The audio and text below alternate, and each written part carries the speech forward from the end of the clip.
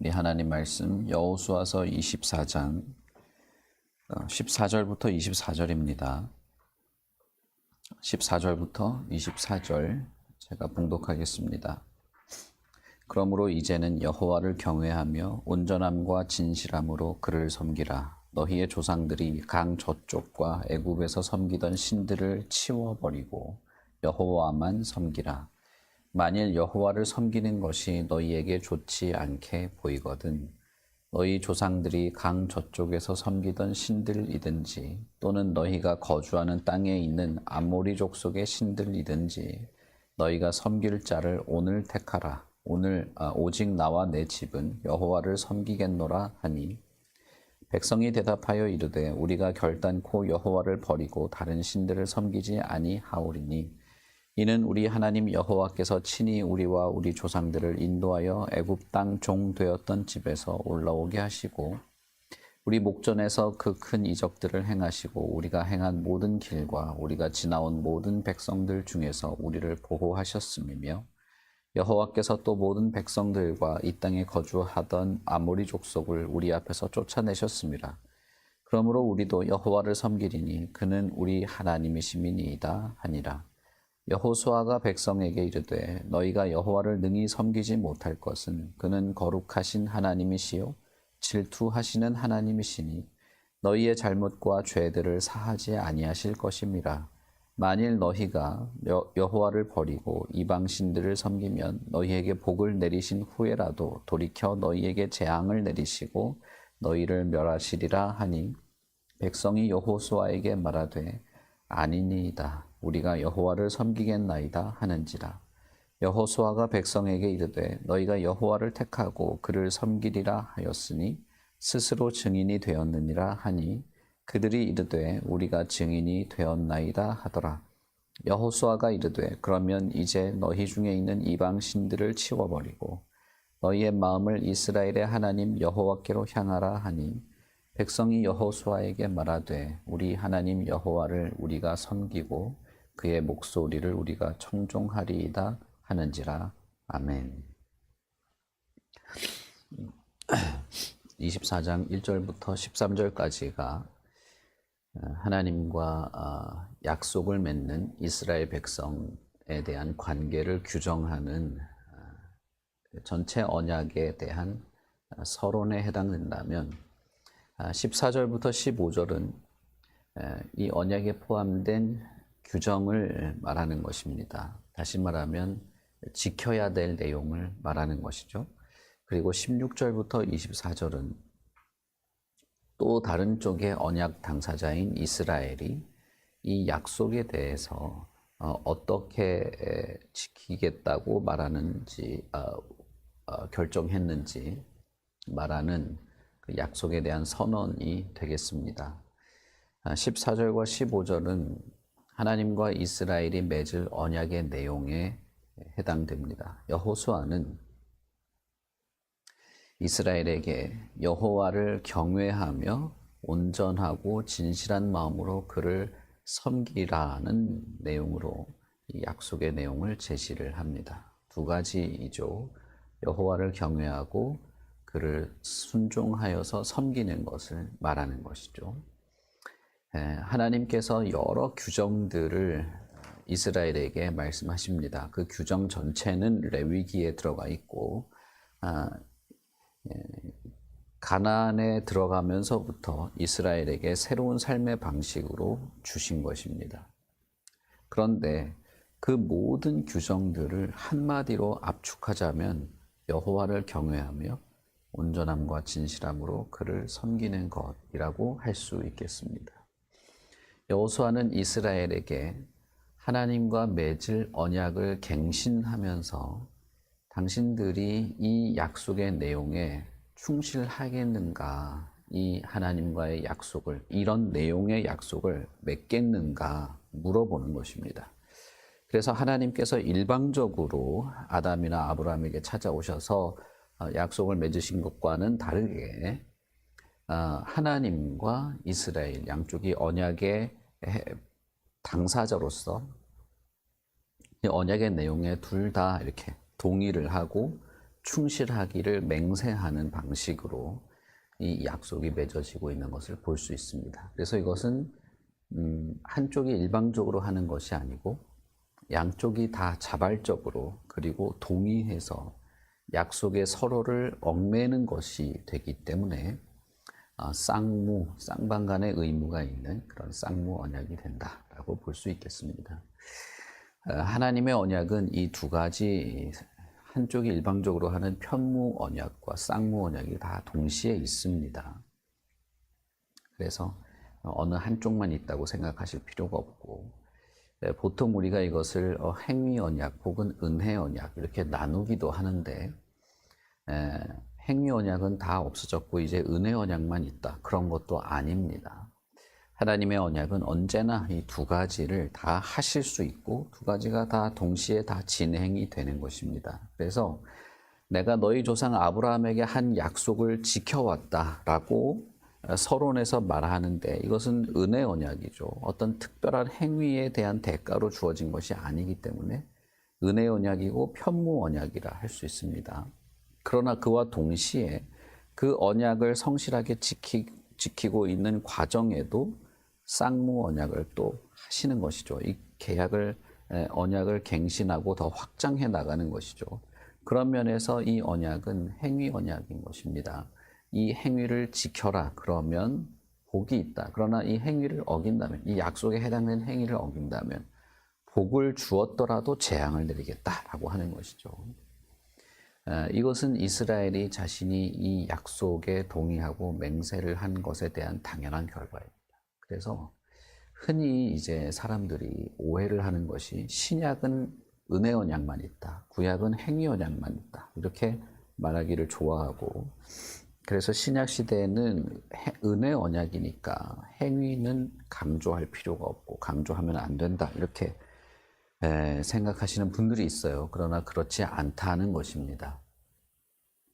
신약 성경에도 예수님은 행위를 강조를 많이 했고 특별히 요한계시록에서 보시면 새 하늘과 새 땅이 펼쳐지고 새 예루살렘 성에서 동쪽 문이 이제는 닫혀 있지 않고 열려 있죠. 그 열려진 문으로 문 안에 있는 그 성소가 훤히 들여다 보이지 않습니까?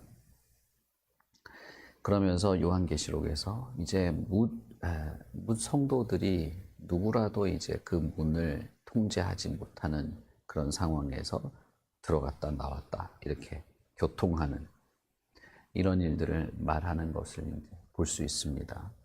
그것은 결국 하나님이 은혜로 베풀어 주시는 이 새 하늘과 새 땅, 우리가 뭔가 행위로 만들어낸 건 아니니까요.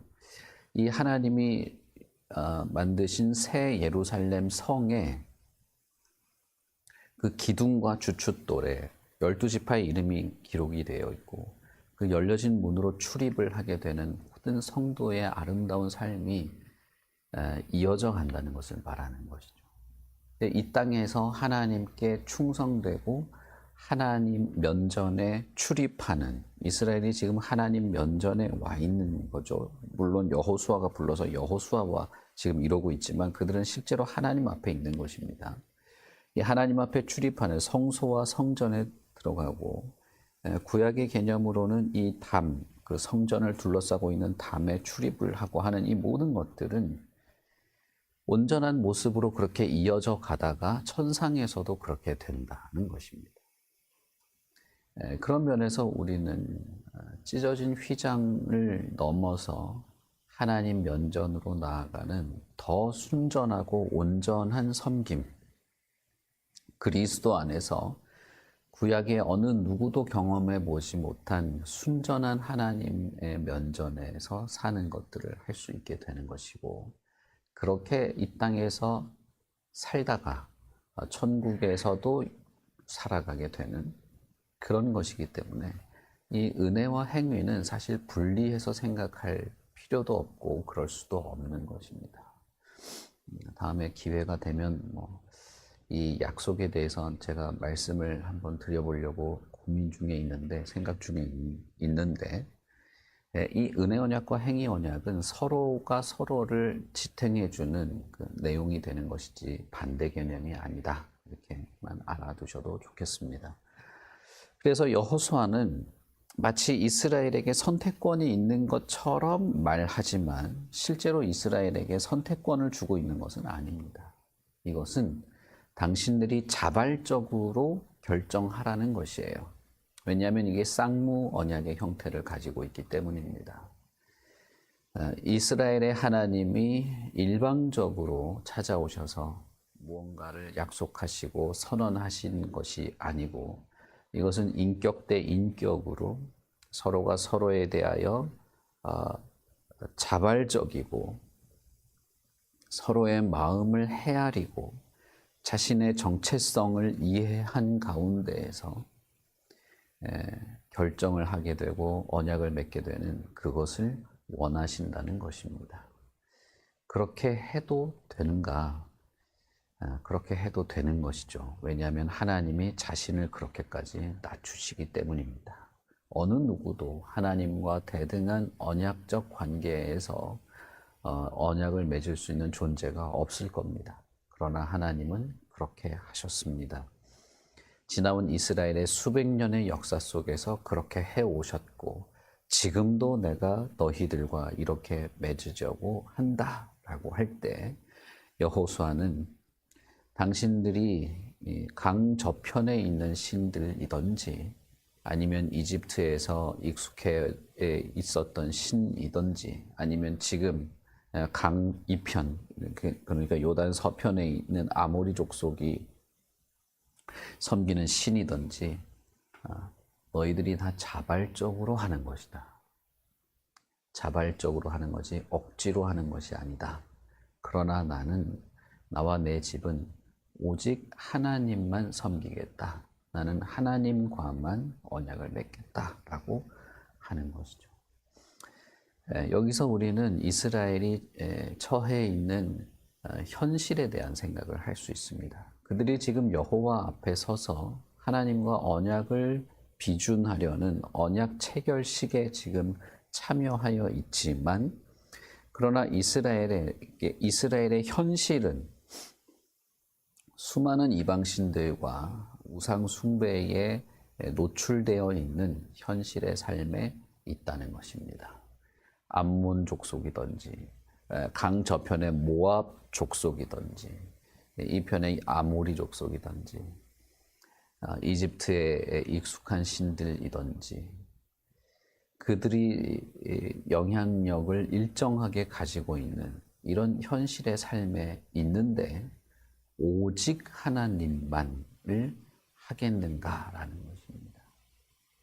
여기에는 이스라엘이 자신의 삶을 유지하고 자신의 인생의 윤택함을 위해서 취사 선택할 수 있는 것을 말하는 것이 아닙니다.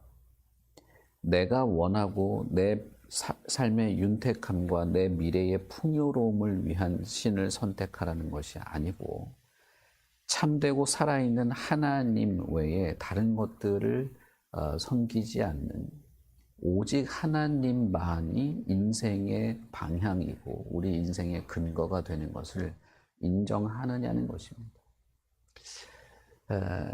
우리가 잘 알듯이 이스라엘은 하나님이 살아계시고 하나님이 우리의 모든 것을 책임지시고 우리의 영원한 미래에 대한 주관자가 되신다는 사실 앞에서 결국 자신의 삶의 풍요로움을 위한 도구로서 신을 선택하는 그런 잘못을 범하게 됩니다. 여호수아는 지금 그 말을 하고 있는 것이에요. 당신들이 먹고 살아가고 이 세상에서 성공하고 뭔가 평화와 자유와 풍요로움을 위한 도구와 같은 신을 선택할 거냐 아니면 살아계신 참 하나님의 종으로 살아가는 것을 선택할 것이냐 그 이야기를 하는 것입니다. 신을 섬긴다고 할 때는 지금도 마찬가지인데 많은 사람들이 나를 위한 신을 선택하려는 경향이 있습니다. 내 삶의 어떤 복을 위한 신, 결국 자기 자신을 위한 신인 것이죠. 이것이 무척 뭐랄까요? 인간의 내면에 있는 왜곡된 심성이어서 수백 년 전 사람이든 수천 년 전 사람이든 지금 21세기를 살아가는 사람이든 이게 본능적으로 꿈틀거리고 있는 것입니다. 그래서 어떻게 내가 하나님을 섬길 수 있을까라기보다는 어떻게 하나님이 나를 도와주는 것이 가능할까에 더 몰두하는 경향이 있어요. 그러나 여호수아는 지금 전혀 다른 이야기를 하는 것입니다. 강 저편의 신이던 강 이편의 신이던 애굽에서 섬기던 신이던 그런 신과는 전혀 다른 기준, 전혀 다른 개념, 전혀 다른 모습으로 하나님의 종이 되어야 한다는 것입니다. 입으로는 하나님을 외쳐도 강 저편에 혹은 지금 이 살고 있는 이 가나안 땅에 신을 섬기는 것과 같은 개념으로 하나님을 대해서는 안 된다는 거예요. 입으로 하나님을 외치고 나는 뭐 다른 신 안 섬깁니다. 아모리의 그 몰렉 같은 신들은 나는 안 섬깁니다. 나는 하나님을 섬깁니다. 라고 말할지는 몰라도 하나님을 대하는 태도가 몰렉과 같을 수도 있는 거예요. 여러분, 몰렉이 왜 하나님이 가증하다고 하십니까? 그것은 자신의 삶의 건강과 풍요를 위한 신으로서, 나를 위한 신으로서 만들어 놓은 것이기 때문입니다. 그래서 몰렉을 섬길 때는 자기를 위해서 자기 자식을 인신공양을 하는 것을 했던 것이죠. 남미의 아즈텍 문화가 그런 문화였죠. 그래서 아즈텍에도 피라미드가 있는데 피라미드에 그 발굴될 때 보면 영아들의 그 뼈가 수천 개가 나왔던 것이죠. 그 수많은 시간 동안에 그들은 자기의 어린 갓난아기들을 산채로 죽여서 바치는, 그럼으로써 자신의 풍요를 기원했던 그런 충격적인 사건이 눈에 보였을 뿐이지 근본적인 태도는 다 똑같은 것입니다. 교회 다니는 사람들 중에 겉으로 드러나게 나는 부처도 좋더라 이런 사람이 있지는 않을 거예요. 그러나 이 뭐랄까요, 이 내면은 하나님을 그와 같은 태도로 대할 수도 있는 것입니다. 저는 예전에 있던 교회에서 의외로 많은 분들이, 교회에 계시는 분들이 점집에도 자주 간다는 것을 알았어요. 예전에 있던 교회에서 그런 것이 있었습니다. 그분들이 가서 뭐 물어보고 하는 것에서 자기들이 하나님을 배반하고 배신했다, 하나님을 포기했다 이런 생각조차 하지 않는 거죠. 그런데 점집에 가는 이유는 삶의 불안함 속에서 자신에게 꼭 필요한 어떤 것들이 있는데 그것을 얻기 위한 방법으로 하는 것이죠. 왜냐하면 우리 점치는 게 원래 기본이 그거 아닙니까? 점친다고 하는 것의 주된 목적이 뭐 나를 위해서 뭘 쓰고 뭐 하는 그런 거잖아요. 그러니까 이분들이 무슨 동자신인지 무슨 3000년 묵은 할머니인지 장군인지 그런 걸 섬기겠다는 마음으로 점집에 간 게 아니에요. 자기 남편 승진 위해서, 자기 아들 진학을 위해서, 무슨 아픈 거 나으려고 자기 목적을 채워줄 수 있는 것에 대한 취사 선택을 한 것입니다. 교회에 있으면서도, 하나님을 알면서도. 그러니 그분들은 사실은 하나님도 그런 용도로 대했다고 볼 수밖에 없는 것이죠. 여호수아는 지금 그 이야기를 꺼내는 것입니다.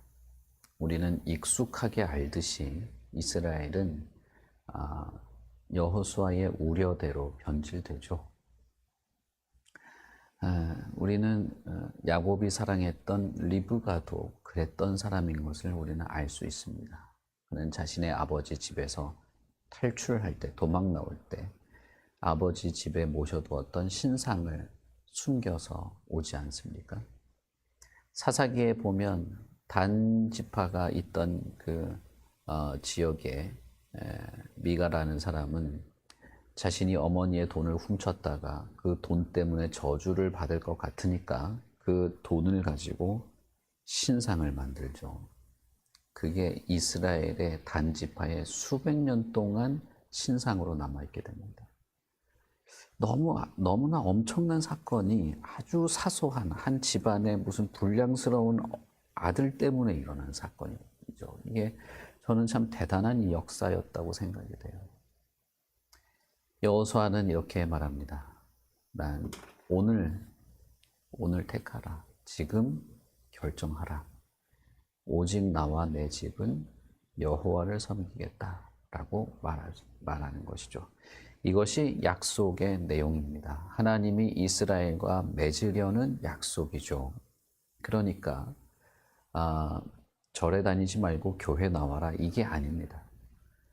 우상을 섬기지 말고 하나님을 섬기라 라는 말을 할 때는 하나님에 대한 근본적인 태도, 하나님을 향한 근본적인 방향과 삶의 방식, 살아계신 하나님에 대한 진실함과 온전함, 그리고 그에 대한 경외함이 요구되는 것인데 그것을 말하는 것입니다. 그리고 여호수아는 그것을 현재형으로 말하는 거예요. 오늘 하라는 겁니다. 오늘 택하면 내일부터는 이게 그대로 적용되는 거야 라는 말이라기보다는 언제나 하나님 앞에서 언제나 오늘인 거예요. 우리가 이걸 좀 잘 이해할 필요는 있는데 어쨌든 이것은 항상 현재형이라는 겁니다. 항상 현재형이고 항상 우리는 하나님 앞에 서 있고 우리는 항상 지금 하나님 앞에서 온전한 삶을 살아가는 것들을 해나가는 것입니다. 어제는 내가 하나님을 택했으니 됐고 오늘 뭐 다 그게 다 이게 해당되고 유지되는 것이고 라기보다는 시편의 기자가 고백했던 것처럼 아침마다 늘 새롭고 늘 하나님이 아침마다 경험되는 바로 그것이죠. 주의 인자하심은 영원하고 주의 그 자비는 아침마다 새롭다라고 했던 바로 그것입니다. 오늘 언제나 나는 오늘인 겁니다. 언제나 나는 새롭게 아침마다 하나님의 그 자비와 인자하심, 하나님의 그 어미로우심과 하나님의 존재, 하나님의 살아계심 앞에서 언제나 오늘 지금 하나님만을 섬기는, 쉽게 말하면 경외하며 진실하게 순종해 나가는 것이 이 약속, 언약의 내용이고 이 약속의 효력인 것이죠. 그러니 이 약속은 뭐랄까요? 쉽게 말하면 매일의 반복인 것입니다. 매일매일 반복하는 것이고 매일 현재형인 것이고 언제나 우리는 하나님 앞에서 자신을 하나님께 이렇게 드리는 것과 같은, 우리가 이제 뒷부분을 우리가 지금 말씀을 드리지 않았습니다만 언제나 내가 하나님 앞에 서서 하나님의 면전에서 자신을 하나님의 그 약속 안에 결부시키고 자신을 하나님께 드리는 것과 같은 그 일을 하는 것입니다. 그러니 오늘도 우리는 하나님의 면전에 있는 것입니다. 하나님 앞에 왔습니다. 그리고 하나님 앞에서 살아가게 될 것입니다. 아모리 족속이나 모압 족속이나 이스라엘, 이집트인이나 우리가 거쳐왔고 지나왔고 그리고 살아갈 현실이 있지만 우리는 하나님 앞에서 살아가는 것이죠. 그런 면에서 우리 신약의 모든 성도들 그리고 교회는 언제나 새롭게 하나님의 약속을 마음에 이렇게 새롭게 하고 오늘도 하나님 앞에서 살고 살아계신 하나님과 하나님의 백성들과 함께 거룩한 성도로서 자기 어떤 정체성을 지키며 살아가는 이스라엘과 같은 그런 사람들인 것이죠. 이것은 영적인 의미에서 그렇다는 것입니다. 우리가 진짜 이스라엘이라는 것이 아니고, 그래서 바울 사도가 누가 아브라함의 후손이냐, 누가 참된 이스라엘이냐라고 말할 때 이것은 혈통에 달린 것이 아니라 마음에 무엇이 새겨져 있는가, 그의 마음판에 무엇이 새겨져 있는가, 육체의 할례가 아닌 손 할례당, 마음에 행한 할례를 가지고 있는 자가 참 유대인이요 참 이스라엘이요 아브라함의 자손이다라고 말한 것이지, 교회 다니는 사람이 이스라엘이다 그런 게 아닙니다. 그래서 여러분 지금 뭐 이스라엘하고 하마스 팔레스타인하고 전쟁하는데 우리는 이스라엘을 지지해야 된다 이런 게 아니에요. 그런 거는 혼돈하지 마시길 바랍니다. 우리는 한국인이지 이스라엘 사람들이 아니고, 우리는 하나님의 백성으로서 그런 말을 쓸 수는 있겠죠. 어쨌든 여러분 오늘 그리고 내일 언제나 우리는 현재형으로 하나님 앞에 서 있다. 언제나 이 약속, 하나님을 경외하는 것은 언제나 현재형이고, 언제나 우리가 하나님 앞에서 다짐하고 새롭게 갱신하는 것이다. 이것을 마음에 품고 그렇게 살아가게 되기를 바랍니다. 우리 같이 기도하겠습니다. 하나님 아버지, 은혜를 참 감사합니다. 하나님의 말씀과 그 뜻의 모든 총체, 그것을 한마디로 하자면 우리는 하나님을 경외하는 자로 그렇게 하나님 앞에 섰을 것입니다. 그리스도 안에서 우리가 새 생명을 얻고 살아가는 것은 온전함과 진실함과 거룩한 하나님의 백성으로 하나님을 경외하는, 하나님을 사랑하고 높이며 하나님 앞에서 참되고 진실한 성도로서의 삶을 살아가는, 그것이 그리스도 안에서의 삶인 줄도 믿습니다. 이 땅을 살아가는 동안에 우리의 주변에는 수도 없이 많은 하나님 아닌 것이 마치 하나님처럼 우리 앞에 서 있을 때가 많습니다. 아버지 하나님, 우리는 연약한 자들이고 쉽게 흔들리는 자들이고 마음이 갈피를 잡지 못해서 좌로나 우로나 치우치기가 너무나 쉬운 자들입니다. 그러나 그렇기 때문에 언제나 하나님 앞에서 새롭게 다짐하고 새롭게 맹세하고 살아계신 하나님을 다시 기억하고 하나님이 베푸신 모든 은혜들을 기억하고 그 앞에서 오직 하나님만 경외하는 것들을 우리가 다짐하고 하나님 앞에 섭니다. 하나님이요, 우리의 마음의 중심을 헤아리시고 우리의 삶의 형편들을 하나님께서 헤아리시고 하나님의 거룩하고 참된 백성으로 살아갈 수 있는 모든 은혜와 상황과 형편들을 하나님께서 인도하여 주시옵소서. 거룩한 하나님의 백성들과 함께 마음과 마음을 나누고 서로를 위하여 헌신하고 봉사하고 섬기면서 우리가 온전히 세워져 가게 하여 주시고, 우리가 살아가는 삶의 모든 순간순간들 속에서 우리가 하나님의 백성인 것, 살아계신 하나님의 종으로서 살아가는 것, 그리고 하나님이 하신 약속을 바라보며 살아가는 것들을 잊지 않고 날마다 새롭게 하며 살아가는 우리 모두가 되게 하시옵소서. 하나님이여, 하나님께서 약속하신 모든 은혜들, 그 평화와 위로들, 하나님의 자비와 하나님의 거룩한 역사들을 우리가 바라볼 뿐입니다. 하나님께서 행하여 주실 줄 믿습니다. 그러니 아버지여, 우리의 미진함에도 불구하고 우리의 중심을 보시고 하나님께서 약속하신 모든 은혜로운 하나님의 약속들을 성취하시고 이루시고 베풀어 주시옵소서. 감사합니다. 예수님 이름으로 기도합니다. 아멘. 하늘에 계신 우리 아버지여, 이름이 거룩히 여김을 받으시오며 나라의 임하옵시며 뜻이 하늘에서 이룬 것 같이 땅에서도 이루어지이다. 오늘날 우리에게 일용할 양식을 주옵시고 우리가 우리에게 죄 지은 자를 사하여 준 것 같이 우리 죄를 사하여 주옵시고 우리를 시험에 들게 하지 마옵시고 다만 악에서 구하옵소서. 대개 나라와 권세와 영광이 아버지께 영원히 있사옵나이다. 아멘.